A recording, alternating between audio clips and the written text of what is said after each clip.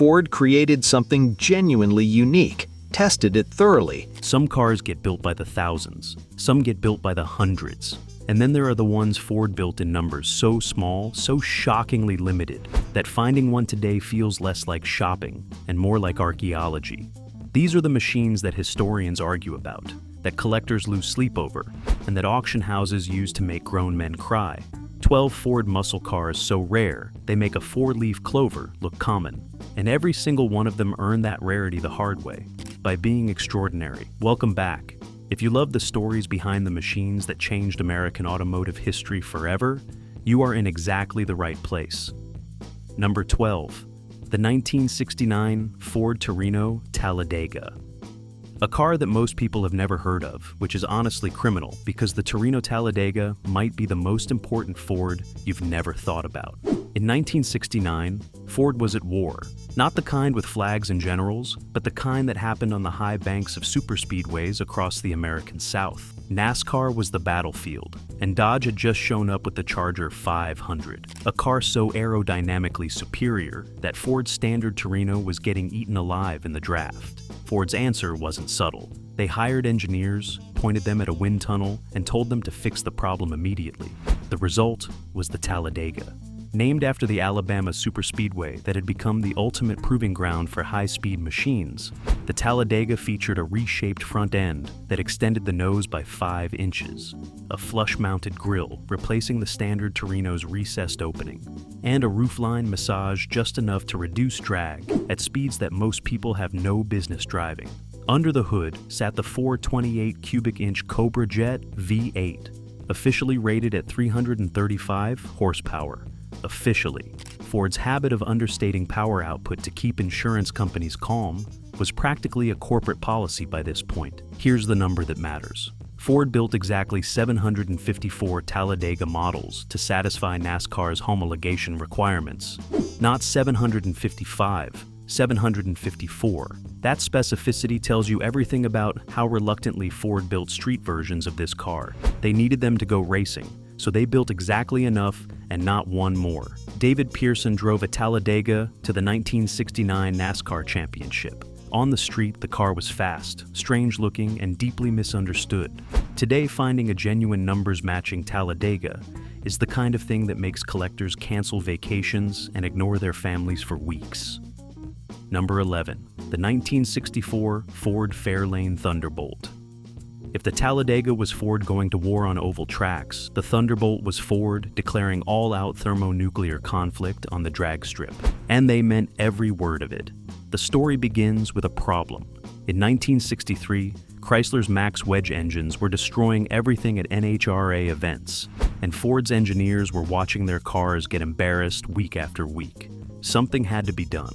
What they came up with was the Fairlane Thunderbolt, and it remains one of the most extreme factory-built drag racing weapons in American automotive history. No exaggeration required, Ford took a standard Fairlane body and essentially rebuilt it from the ground up for one singular purpose. The steel hood was replaced with fiberglass. The front fenders, fiberglass. The front bumper, fiberglass. Even the side windows were swapped out for lightweight plexiglass. The radio was gone. The heater was gone. The sun visors were gone. The spare tire was gone. If it didn't make the car faster, Ford threw it in the bin. The engine was the 427 cubic inch high-riser V8, officially rated at 425 horsepower. Real-world output was considerably higher, with some estimates pushing towards 600 horses when properly tuned. The high-rise intake manifold sat so tall that Ford had to cut a hole in the bonnet just to make it fit, then cover that hole with a fiberglass bubble scoop that fed cold air directly into those hungry carburetors. Dual 4-barrel carburetors, naturally. Ford wasn't playing games. Only 100 Thunderbolts were ever built, 51 with automatic transmissions, and 49 with 4-speed manuals. NASCAR banned it almost immediately. The NHRA put it in its own class before it could destroy everything else in stock eliminator. Insurance companies looked at it and simply said no. 100 cars. That's it. If you find one today, congratulations. You found something genuinely extraordinary. Number 10.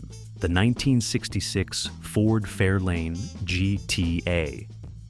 Now, here's one that even dedicated Ford enthusiasts sometimes overlook. And that oversight is a genuine shame, because the 1966 Fairlane GTA represents something that almost never happened in the muscle car era. A factory-built performance car that was both genuinely fast and surprisingly sophisticated for its time. Ford introduced the Fairlane GT and GTA models for 1966 as their entry into the rapidly expanding midsize muscle car segment. The GTA designation meant something specific. It stood for Gran Turismo Automatic, which in 1966 muscle car terms was a fairly bold claim.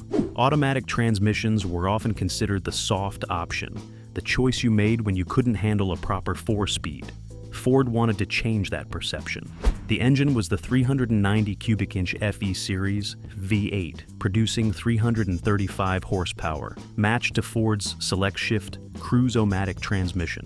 And here's where it gets interesting. Ford actually tuned this automatic to shift more aggressively than their standard units, giving it genuine sporting credentials rather than just boulevard manners. The body was gorgeous by any standard. Long hood, short deck proportions that looked like Detroit had finally understood what made European grand touring cars so appealing, combined with the kind of raw American muscle car attitude that made the whole thing completely irresistible. Production numbers for the GTA with the 390 engine were limited enough to make survivors genuinely scarce today. Ford never publicized exact build counts for specific configurations, which in hindsight was almost criminally negligent from a collector's perspective.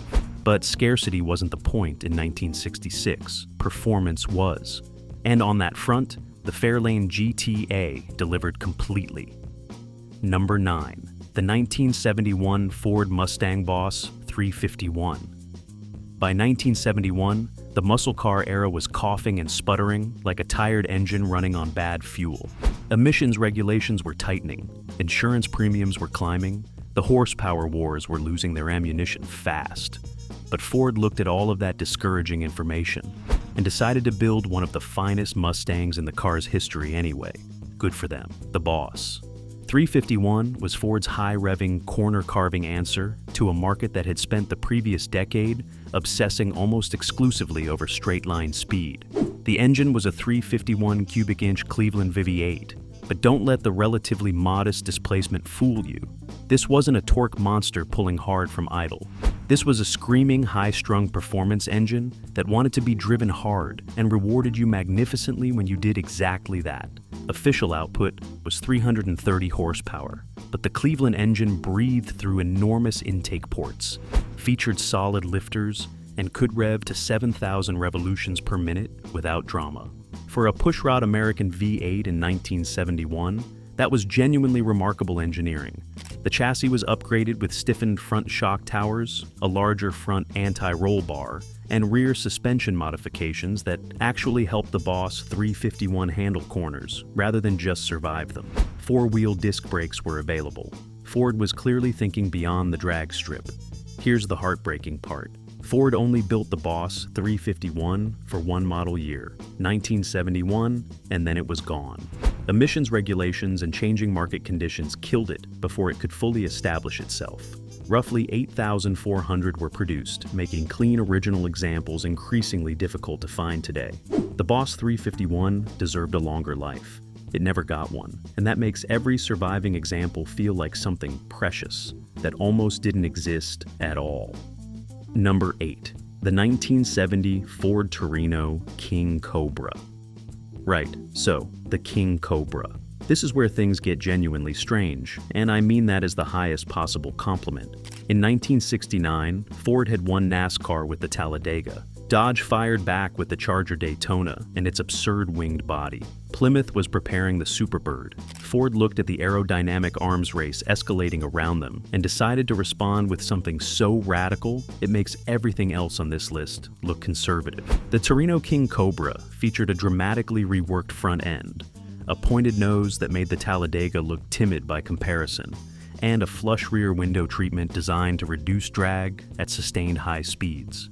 The engine was Ford's new 429 cubic inch Boss V8, the same unit they were developing for the Mustang, tuned to produce somewhere in the neighborhood of 500 horsepower in race specification. Ford built approximately 560 prototype and pre-production King Cobras in preparation for the 1970 NASCAR season. And then, NASCAR changed the rules. They restricted engine sizes for aerodynamically modified cars, effectively banning the winged warriors before they could compete. Ford looked at 560 unsaleable prototypes and made a very difficult decision. Most were destroyed. A small number survived the cull and were sold off quietly. Estimates suggest fewer than 10 original King Cobras exist today, which puts this car in a category of rarity that goes well beyond collector scarcity and enters the territory of automotive mythology. If you've ever seen one in person, you are among a very select group of people. You should probably mention that at dinner parties more often. Number 7. The 1969 Ford Mustang Boss 429. Here is a car that needed no mythology. The facts were dramatic enough on their own. In 1969, Ford wanted to homologate the 429 cubic inch semi-hemispherical V8 engine for NASCAR competition. The rules required them to install it in a production car and sell a minimum number of examples to the public. The problem was that the 429 was an absolutely massive engine, and the Mustang's engine bay wasn't remotely large enough to accommodate it without serious surgery. Ford contracted CarCraft, a Michigan specialty builder, to perform that surgery on every single car.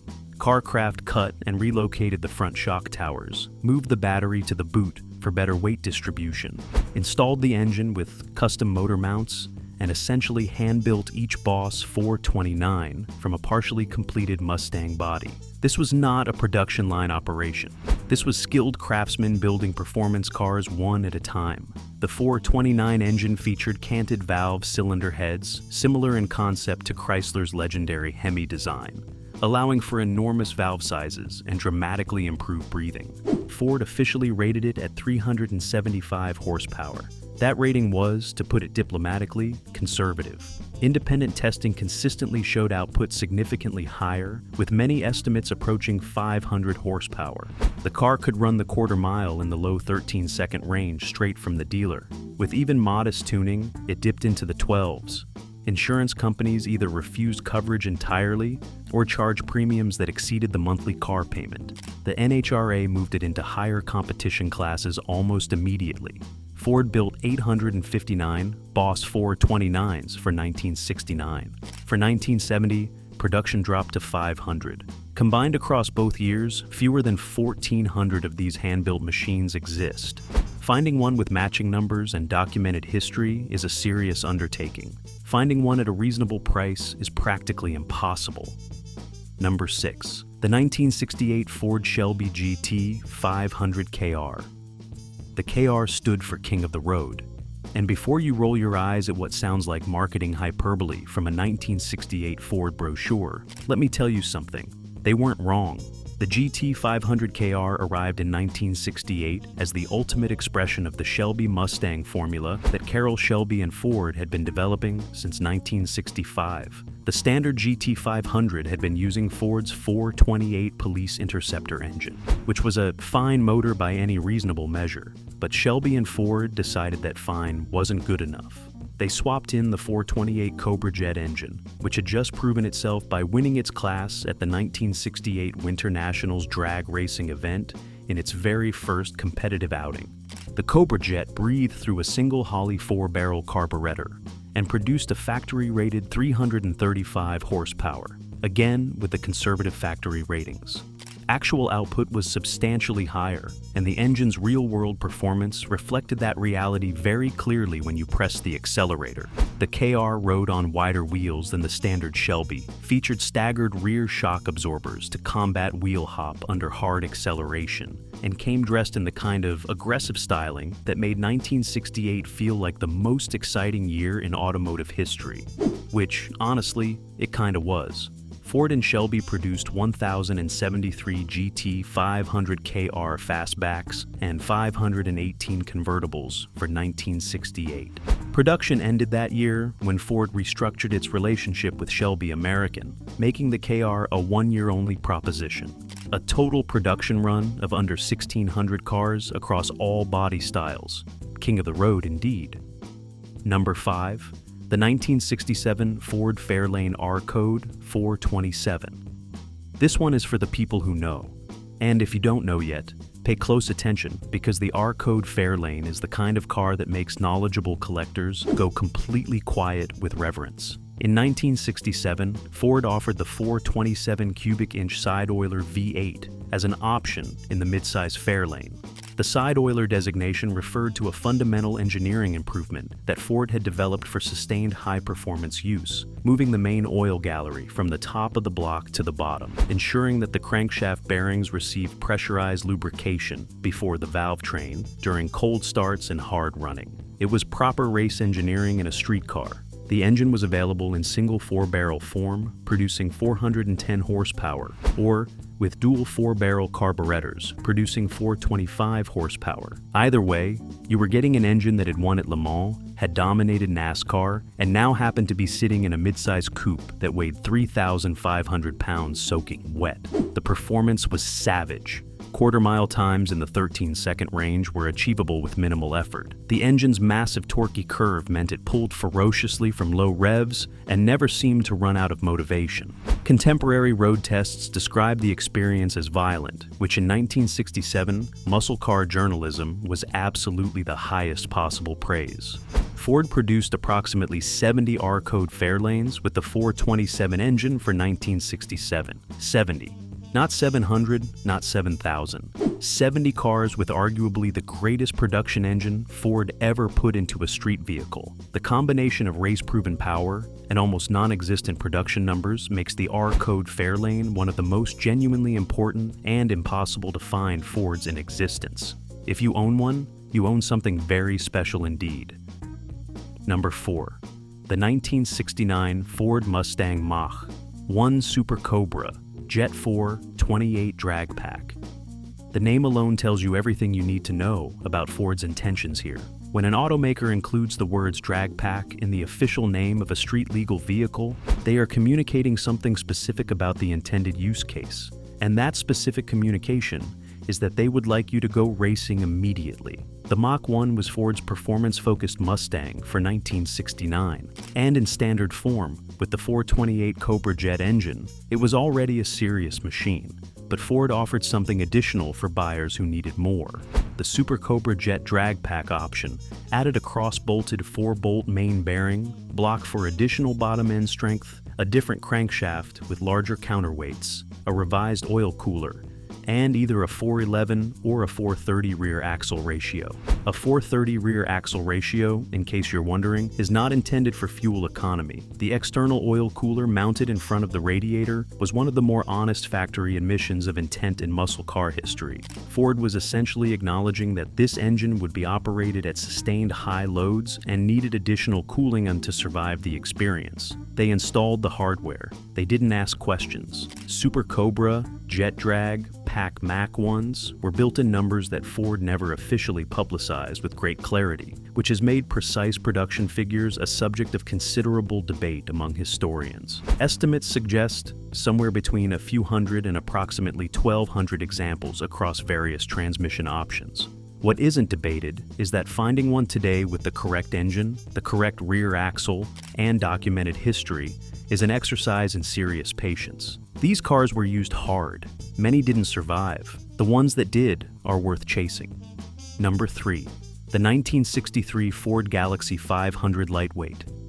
Before the muscle car era had even properly defined itself, Ford was already building factory race cars so extreme they bordered on absurd. The 1963 Galaxie 500 Lightweight is proof that the madness started earlier than most people realize. The standard full-size Galaxie was already a formidable performance car in the early 1960s, available with the 427 cubic inch high-riser V8 that Ford was using to dominate NASCAR and embarrass the competition at drag strips across America. But Ford wanted more. Specifically, they wanted to win NHRA Superstock competition, and winning required a lighter car. So Ford did something remarkable. They ordered a production run of Galaxies with fiberglass front body components. The hood, the front fenders, even the bumper brackets all replaced with lightweight fiberglass panels that saved significant weight over the standard steel versions. Aluminum bumpers were fitted front and rear. The standard glass was replaced with thinner, lighter windows. Interior trim was stripped to bare essentials. The engine was the 427 with either a single or dual 4-barrel carburation, producing between 410 and 425 horsepower, depending on specification. In a full-size car stripped of excess weight, the performance was genuinely startling. Quarter-mile times in the 12-second range were achievable, which in 1963 was the kind of number that made everyone else in the staging lanes reconsider their life choices. Ford produced somewhere between 50 and 100 Galaxie lightweights for 1963, depending on which historical source you choose to trust. The exact number has been debated for decades, which is either frustrating or delightful, depending on your tolerance for automotive historical mystery. Either way, genuine surviving examples are extraordinarily scarce, and each one represents a direct connection to the very beginning of Ford's factory racing program. Number 2. The 1967 Shelby GT500 Super Snake. Only one was ever built. One. And it remains the most extraordinary Shelby Mustang ever created. Full stop, end of discussion, no further debate required. The story behind the Super Snake begins with Carroll Shelby himself, which immediately tells you this is going to be something exceptional. In 1967, Shelby was working on a promotional project with Goodyear Tire and Rubber Company to demonstrate the capabilities of their new Thunderbolt tires. Shelby needed a car dramatic enough to make the demonstration memorable. What he created went considerably beyond memorable. Shelby took a standard GT500 and installed a 427 cubic inch Cobra Le Mans competition engine. This was not the street-going 427.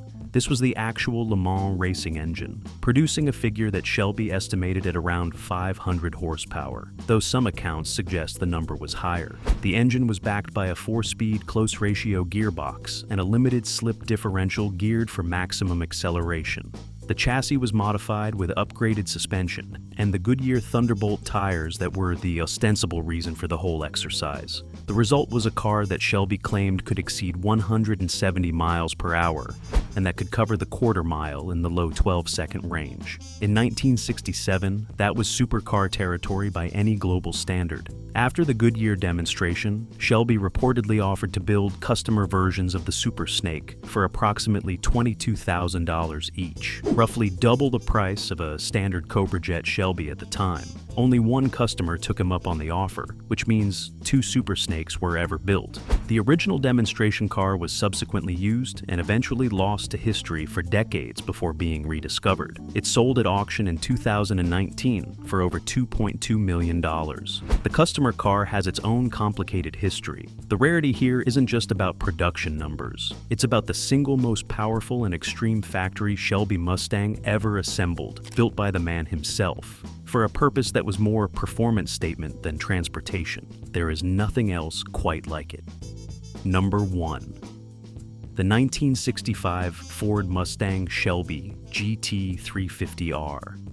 This is the one. This is where the story of Ford's rarest and most significant muscle cars reaches its absolute summit. And the reason isn't just rarity, though the numbers are staggering. The reason is what this car meant, what it proved, and what it started. When Carroll Shelby agreed to develop a high-performance version of Ford's new Mustang in late 1964, there were significant doubters. The Mustang was a stylish, affordable car built on economy car underpinnings. It wasn't a serious performance vehicle. It was transportation with good looks. Shelby's mission was to transform it into something that could win the sports car club of America's B production class, competing against established sports cars from Europe and the Corvette domestically. Most people thought he was going to fail spectacularly. He did not fail. The GT350R, the R standing for racing, was the competition version of Shelby's GT350, and it was a genuine racing car in every meaningful sense. The standard Mustang's rear seat was removed. The front seat was replaced with a single fiberglass competition bucket. The bonnet was replaced with a fiberglass unit featuring a functional scoop. A fiberglass rear window replaced the standard unit. An aluminum differential housing saved weight at the rear. Safety equipment, including a fire suppression system and a full roll bar, were fitted as standard. The engine was the 289 cubic inch small block V8, modified with a solid lifter camshaft, high-rise aluminum intake manifold, a large Holley 4-barrel carburetor, and tubular exhaust headers.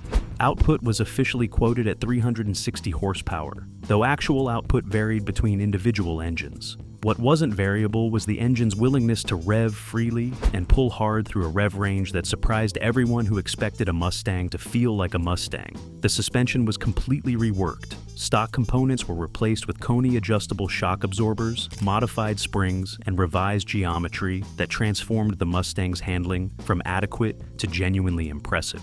The brakes were upgraded with metallic linings. The entire car was engineered to compete, not to impress in a showroom. Ford and Shelby built 36 GT350R models in total, 36 racing cars that went on to win the SCCA B Production National Championship in 1965, 1966, and 1967. Consecutive years, dominant, comprehensive, repeated victories that proved Carroll Shelby knew exactly what he was doing, and that the Mustang had potential nobody outside a small group of believers had imagined. Those 36 cars didn't just win races. They established the Shelby Mustang's credentials, created a performance lineage that extended through every subsequent GT, 350, and GT500, and proved that Ford's partnership with Shelby was one of the most consequential relationships in American automotive history. Today, a genuine GT350R commands prices well into 7 figures. Each one is documented, traced, and known to the historian community with a thoroughness that approaches obsession. Because when only 36 examples of something this significant exist, every single one matters. Every surviving example is a direct connection to the moment the Mustang stopped being a stylish economy car and became something genuinely legendary. 12 Fords, built in numbers that ranged from dozens to hundreds when thousands would have been the easy choice. Some were built for racing and pressed reluctantly into street duty. Some were engineering statements that the market wasn't ready to appreciate. Some were built by hand, one car at a time, by craftsmen who understood they were creating something extraordinary. What connects all of them is that Ford, at various moments across 3 remarkable decades, decided that good enough wasn't good enough. That performance mattered. That rarity was sometimes the inevitable consequence of building something truly right. If you're the kind of person who thinks these stories deserve to be remembered, hit subscribe because we've got plenty more legends to uncover. And drop in the comments which one of these 12 you'd take home if somebody handed you the keys. No wrong answers. Well, maybe a few wrong answers, but we won't judge.